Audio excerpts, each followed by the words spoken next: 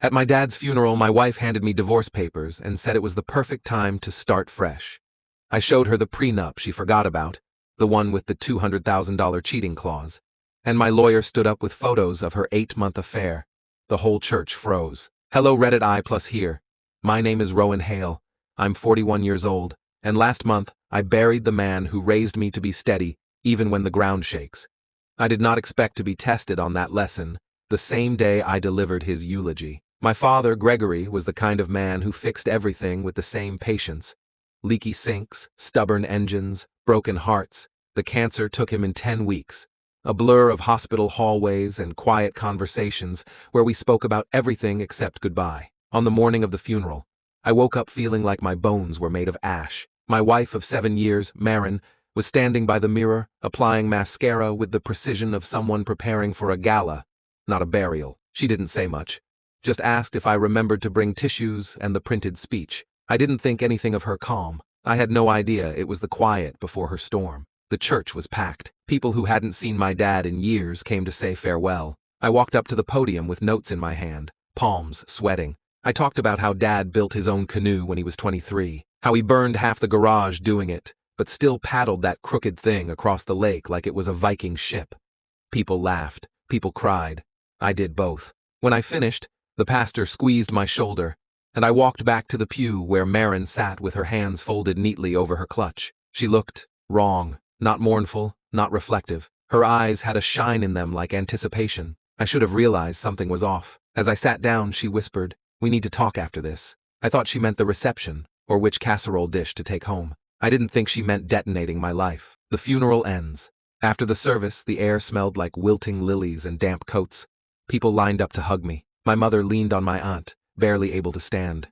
It took everything I had not to collapse with her. Maren tugged at my sleeve. "Let's talk," she said softly. We stepped toward the far back corner of the church, an alcove near the red exit sign. My dad's casket was still at the front. His photograph was smiling at us, unaware of the absurdity about to unfold. Maren reached into her bag. "This is actually perfect timing," she said. I blinked. Perfect timing for what? She handed me a thick, beige envelope. "I'm filing for divorce, and I think it makes sense to begin now. You're entering a new chapter anyway. Your dad gone, the estate to sort through. We should both start fresh." It felt like the floor shifted. "You're doing this right now?" I whispered. "At his funeral? It's practical," she said with a shrug. "We can handle everything together while you're handling the estate. It's efficient." Efficient.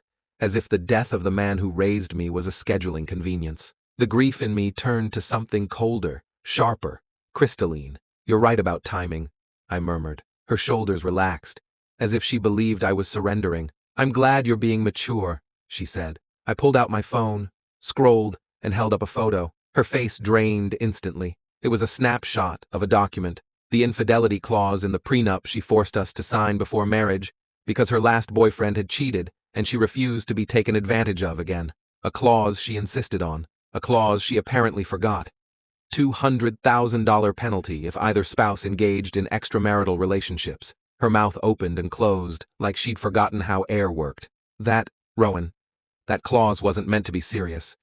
"It was notarized," I said. "You wanted it. You said it was insurance." "I didn't cheat." A throat cleared behind her. My attorney stepped forward from a pew in the back. "Good afternoon, Ms. Hale," he said. He was in a charcoal suit, holding a navy binder. Maren stiffened. "You hired a lawyer to come to a funeral?" "No," I corrected quietly. "I hired him when I found out about the affair. He came here because today was your chosen battlefield." My lawyer opened the binder. "We have documented evidence of an 8-month affair with your co-worker, a man you referred to as Cypress in your messages. We have photos taken by the investigator, hotel receipts, timestamped texts, mileage logs, and recorded calls." The blood rushed to her face, turning white, then pink, then furious red. "You had me followed?" she hissed. "You gave me reasons to," I said. "Every Tuesday and Thursday, same story, same late nights, and a phone you kept face down like it was a loaded weapon." I checked the chamber. It was. "You're blowing this out of proportion." My attorney stepped in. "We're filing a countersuit for adultery. Per the prenup, the $200,000 is enforceable. Additionally, my client will retain full ownership of the house and his premarital investments." People nearby had begun watching. A couple of my dad's old co-workers stood frozen, unsure whether to intervene or pretend they saw nothing. Marin grabbed my wrist. Are you seriously doing this here? Making a scene? You handed me divorce papers next to my father's casket, I said. You chose the battlefield. I'm just choosing not to die on it. Her eyes darted around as whispers started. We should talk later.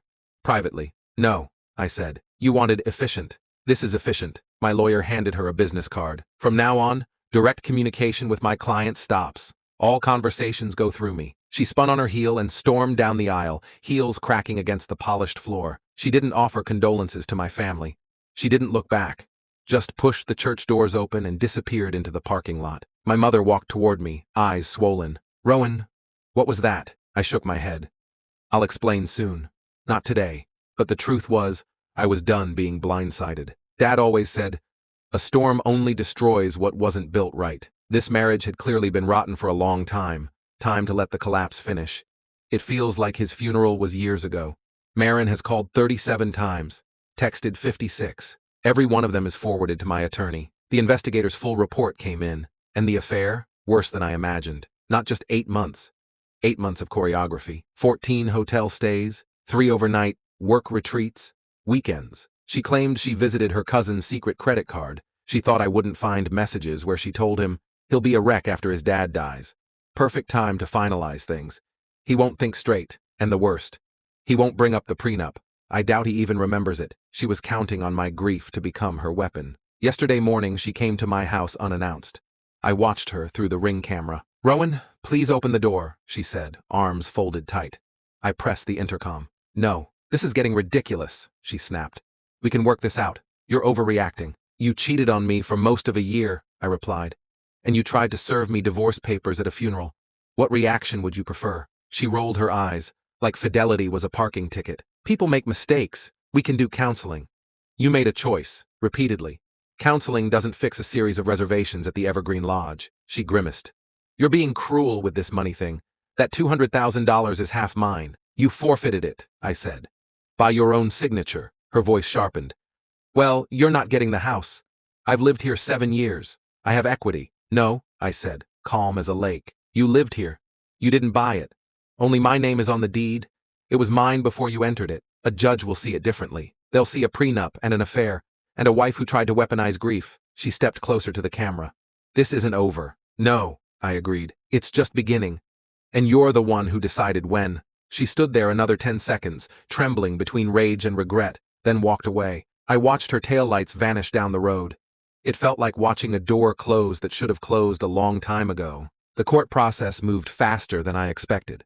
Grief had slowed everything else in my life.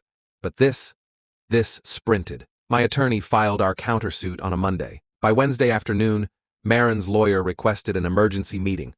They wanted to discuss terms privately to avoid unnecessary escalation. Translation: they realized how badly the prenup, the affair, and her timing had boxed her in. We met in a conference room overlooking the city. She walked in wearing a blazer 2 sizes too stiff for the trembling underneath. She didn't look angry anymore. She looked cornered. Her lawyer cleared his throat. My client hopes for a fair and amicable resolution. My attorney didn't even open his laptop. Wonderful. We'll need the full $200,000 penalty, per the contract. House stays with my client. Retirement accounts remain untouched. We may be generous enough to sign off without pursuing additional damages. Her lawyer blinked. That seems severe. It seems, mine replied. Exactly what your client signed. Marin finally spoke. This isn't who you are, Rowan. I met her eyes. No, it's who you taught me to become. She swallowed hard. I made mistakes. 14 times in hotel rooms, I corrected. 8 months of mistakes. Her lawyer whispered something to her. She shook her head, eyes glassy. Then, in the quietest voice I'd heard from her in years, she said, Can we at least talk? Just you and me? No, I said gently. You wanted everything to be efficient, and we're staying efficient. Her shoulders dropped in defeat. After an hour of back and forth, her lawyer finally sighed and said the words I'd been waiting for. We accept. Just like that, the war she started was over. 2 weeks later, she sent one final message. Long, emotional, full of apologies and nostalgia and promises that she had been confused. I didn't respond. I forwarded it to my attorney and blocked her number. Some endings don't need a counter-argument, just a period. When the settlement finalized, I walked out of the courthouse and felt something I hadn't felt in months. Breath. Real breath. My father used to say, storms aren't meant to scare you. They're meant to clear what doesn't belong. I finally understood. The storm had passed, and everything left standing finally felt like mine again.